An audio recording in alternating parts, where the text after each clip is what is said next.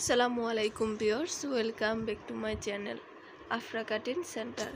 আজকে আমি আপনাদের সাথে শেয়ার করব কিভাবে 3.5 হাত বহরের 1 গজ 2 গিরা পরিমাণে কাপড় দিয়ে আপনারা 38 লম্বা পর্যন্ত কিভাবে প্লাজো বা সালোয়ার কাটিং করবেন, তাই আমি আজকে আপনাদেরকে এই ভিডিওতে দেখিয়ে দিব। আমি আপনাদেরকে কাপড়টুকু মাপ দিয়ে দেখিয়ে দিচ্ছি।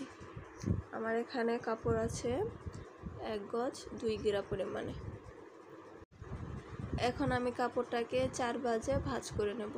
আপনারা একটু মনোযোগ সহকারে দেখবেন, তাহলে বুঝতে পারবেন আমি কাপড়টাকে কিভাবে ভাঁজ করছি। আমি প্রথমে একটা ভাঁজ দিয়ে তারপর আবার আরেকটা ভাঁজ দিয়ে দেব। পায়ের অংশটুকু আমি সাইডে রাখবো। আপনারা একটু খেয়াল করে দেখুন, তাহলেই বুঝতে পারবেন। এই যে আমি 4 ভাঁজে ভাঁজ করে নিয়েছি। এখন আমি উপরে এলাস্টিকের জন্য 2 ইঞ্চিতে মার্ক করে তারপর একটা স্কেলের সাহায্যে সোজা দাগ দিয়ে দেব। আপনারা চেষ্টা করবেন এভাবে মাপ দেওয়ার জন্য, তাহলে আপনাদের কাপড় আর কম বেশি হবে না। আর আপনারা যদি চান এলাস্টিকের জায়গায় ফিতা ব্যবহার করবেন, তাহলে 2 ইঞ্চির জায়গায় আপনাদের 1.5 ইঞ্চি কাপড় নিলেই হবে। এখন আমি লম্বার মাপটা নিয়ে নেব। আমাদের লম্বা হবে হচ্ছে 37 ইঞ্চি। 37-এর সাথে আমি আরও 1/2 ইঞ্চি সেলাইয়ের জন্য এক্সট্রা যোগ করব। আমি নিচে চিকন করে ভাঁজ করে তারপর সেলাই দেব। আর আপনারা যদি চান মোটা করে সেলাই দেবেন, তাহলে 1 ইঞ্চি পরিমাণে কাপড় নিলেই হবে। এখন আমি একটা স্কেলের সাহায্যে সোজা দাগ দিয়ে দেব। দাগ দিয়ে তারপর আমি চওড়ার মাপটা নিয়ে নেব। আপনারা প্লাজো যে যেরকম লুজ পছন্দ করেন সেই অনুযায়ী দিয়ে নেবেন। এখানে আমি 11 ইঞ্চি নিচ্ছি, আর সেলাইয়ের জন্য 1 ইঞ্চি এক্সট্রা। আপনারা যদি চান তাহলে পুরোটাই লুজ নিতে পারেন, আপনাদের রুচি অনুযায়ী অথবা কাস্টমারের রুচি অনুযায়ী। এখন আমি হাইয়ের মাপটা দিয়ে নেব। এখানে যেহেতু আমি কলি অ্যাটাচ করব, তার জন্য আমি এখানে 16 ইঞ্চিতে মার্ক করে দিলাম। আমাদের হাই হচ্ছে 14 ইঞ্চি। 14-এর সাথে আমি আরও 2 ইঞ্চি এক্সট্রা যোগ করেছি। আপনারা যে কোনো কলি অ্যাটাচ করার সময় যা হাই আসবে তার সাথে আপনারা আরও 2 ইঞ্চি এক্সট্রা যোগ করবেন। এখন আমি বডির মাপটা নিয়ে নিয়েছি। আমাদের বডি হচ্ছে 40 ইঞ্চি। 40-টা 4 ভাগ করলে হয় 10 ইঞ্চি। 10-এর সাথে আমি আরও 3.5 ইঞ্চি লুজ যোগ করেছি। এখন হাই থেকে পায়ের নিচ পর্যন্ত যে পর্যন্ত আমি মার্ক করেছিলাম সেই অনুযায়ী একটা ফিতা ধরে তারপর মার্ক করে নিয়েছি।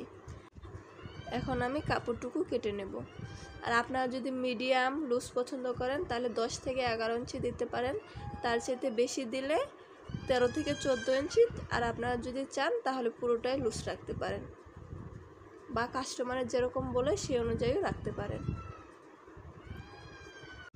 কাপড়টুকু কাটা হয়ে গেলে হাইয়ের অংশে আমি একটু বোঝার জন্য সেলাইয়ের সময় তাই আমি কেচি দিয়ে একটু কাট করে নিয়েছি। এখন বাদবাকি যা কাপড় বেঁচে গেছে তা থেকে আমি কলি কেটে নেব। এখানে আমি কলির চওড়া নেব হচ্ছে 3 ইঞ্চি আর লম্বা নেব 6 ইঞ্চি। আপনারা চাইলে যদি আর একটু চিকন মানুষের জন্য হয়, যদি কলি দিতে চায় তাহলে আর একটু কম 2.5 ইঞ্চি আর লম্বাতে 5 ইঞ্চি। আর যদি বেশি হয় তাহলে 3.5 ইঞ্চি বা 6.5 ইঞ্চিতেও দিতে পারেন। এখন আমি কাপড়টুকু কেটে নেব। এখন চলুন সেলাই করে দেখিয়ে দিই। এখানে আমি কাপড়টুকু নিয়ে নিয়েছি। এখান থেকে আমি কলিটাকে সরিয়ে তারপর আমি একটা পাট নিয়ে নেব। একটা পাটকে সোজা সাইডে রেখে তারপর কলির কাপড়টাকে উল্টো সাইডে রেখে যে জায়গায় আমি হাইয়ের অংশতে কাট মার্ক করেছিলাম সেই অনুযায়ী কাপড়টাকে রেখে তারপর সেলাই দিয়ে দেব, যাতে কাটমারের নিচে না নেমে যায়। কাটমারের নিচে নেমে গেলে কলিটা তাহলে আপনাদের হাই লম্বা হয়ে যেতে পারে, আর উপরে উঠে গেলে আপনাদের হাই ছোটো হয়ে যেতে পারে। তাই আপনারা এই অংশটা একটু খেয়াল করে তারপর সেলাইটা দিবেন। আর সেলাই দেওয়া হয়ে গেলে আপনারা অবশ্যই কলির উপরে একটা চাপ সেলাই দিয়ে দেবেন, তাহলে কলির ফিনিশিংটা অনেক ভালো আসে। এভাবে আমি আরেকটা কলিও অ্যাটাচ করে দেখিয়ে দিচ্ছি। এটাকে সামনের সাইড পায়ের অংশটুকু সামনের সাইডে রেখে তারপর কলিটা আমি সরু অংশটুকু সামনের দিকে রেখে হায়ার অংশ যেটুকু কাট করেছিলাম সেই পর্যন্ত কলিটাকে রেখে তারপর আমি আবার সেলাই দিয়ে দেব। আমি এই অংশটুকু আমি বারবার বলছি আপনারা যাতে সহজভাবে বুঝতে পারেন। এখন তার উপরে আবার আরেকটা চাপ সেলাই দিয়ে দেব। এই চাপ সেলাইটা দেওয়ার কারণে এই কাপড়টুকু আর গুছিয়ে থাকবে না, একদম টান টান হয়ে থাকবে, কলির ফিনিশিংটা অনেক ভালো আসে। এখন আমি পায়ের নিচের অংশটুকু সেলাই করে নেব। পায়ের নিচের অংশ আপনারা যদি 1 ইঞ্চি পরিমাণে কাপড় রাখেন তাহলে একটু মোটা করে ভাঁজ দেবেন। প্রথমে একটা চিকন ভাঁজ দিয়ে তারপর মোটা ভাঁজ দিবেন। আর যদি আপনারা চিকন করে সেলাই করতে চান তাহলে প্রথমে একটা ছোট করে ভাঁজ দিয়ে তারপর আরেকটা ভাঁজ দিয়ে সেলাইটা করে নেবেন। এখানে আবার অনেক চিকনও করা যাবে না, তাহলে সেলাইটা দেখতে একদমই ভালো দেখা যাবে না। আপনারা একটু খেয়াল করে দেখুন, তাহলে বুঝতে পারবেন। আর আপনারা যদি চান তাহলে প্লাজোর নিচের অংশটুকু আপনারা ডিজাইন করতে পারেন।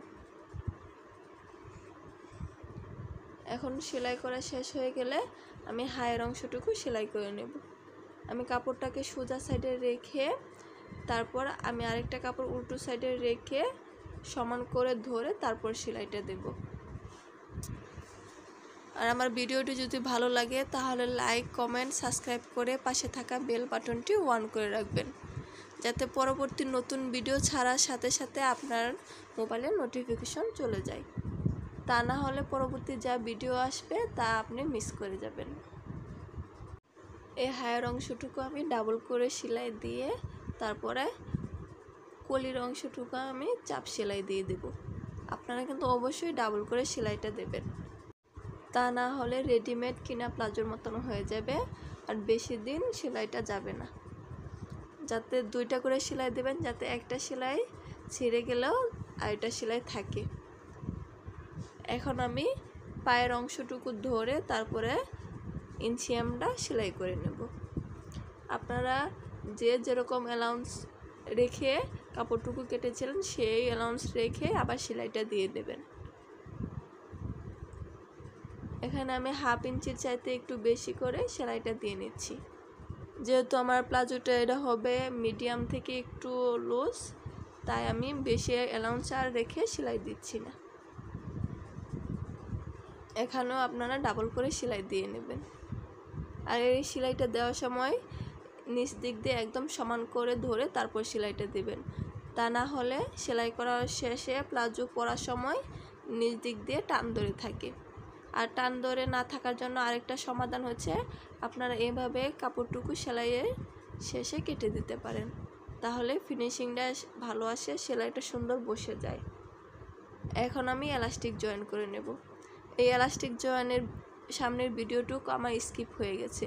আমি এখানে এলাস্টিকের মাপটা বলে দিচ্ছি। এলাস্টিকের মাপ হচ্ছে আপনারা কিভাবে নেবেন, আপনাদের যা বডি হবে তাকে 4 ভাগ করে 2 ভাগ এলাস্টিক নেবেন। তারপর টাক দিয়ে প্রথমে একটা ভাঁজ দিয়ে তারপর ডাবল একটা ভাঁজ দিয়ে এলাস্টিকটা জয়েন করে নেবেন। এই তো আমার জয়েন করা হয়ে গেছে। এখন জয়েন করা হয়ে গেলে হাত দিয়ে 2 দিক দিয়ে টান দিয়ে তারপর এলাস্টিকটাকে বসিয়ে আমি এখানে আবার ডাবল করে 2টা সেলাই দিয়ে নেব। আপনারা কিন্তু অবশ্যই ডাবল করে সেলাইটা দেওয়ার চেষ্টা করবেন, তাহলে এলাস্টিকের ফিনিশিংটা ভালো আসে। এলাস্টিকের কাপড়টুকু আর ফুলে ফুলে থাকে না। আপনারা এলাস্টিকের ডাবল করে একটা সেলাই দিয়ে দেখবেন আর মাঝখানে একটা সেলাই দিয়ে দেখবেন, দেখবেন 2টার পার্থক্য অনেক। একটা দেখবেন ফুলে ফুলে আছে আর যেটা ডাবল করে সেলাই দেবেন ওইটা দেখবেন একদম এলাস্টিকটা বসে গেছে সুন্দর হয়ে। পরার সময় আর কোনো এলাস্টিক উল্টে যাওয়ার চান্স থাকে না। আমি শুধু নতুনদেরকে বোঝানোর জন্যই সব বিষয়গুলো বলে দিচ্ছি, আপনারা কিছু মনে করবেন না। আর যদি ভিডিওটি ভালো লাগে তাহলে অবশ্যই ভিডিওটি বন্ধুদের সাথে শেয়ার করতে পারেন। এই তো আমার এলাস্টিকটা জয়েন করা হয়ে গেছে। এখন আমি এলাস্টিকটা দেখিয়ে দিচ্ছি আমার এলাস্টিকটা কত সুন্দর ফিনিশিং এসেছে। আপনারা নিশ্চয়ই দেখে বুঝতে পারছেন যে এলাস্টিকটা আর ফুলে ফুলে নেই। আর সেলাই করা শেষ হয়ে গেলে তারপর আপনারা সেলাইয়ের অংশটুকু একটু চাপ দিয়ে ভাঁজ করে নেবেন, তাহলেই দেখবেন ফিনিশিংটা সুন্দর এসেছে। সুতাটা কেটে আমার প্লাজোটা দেখিয়ে দিচ্ছি। আজকে এই পর্যন্তই। সবাই ভালো থাকবেন, সুস্থ থাকবেন। আল্লাহ হাফেজ।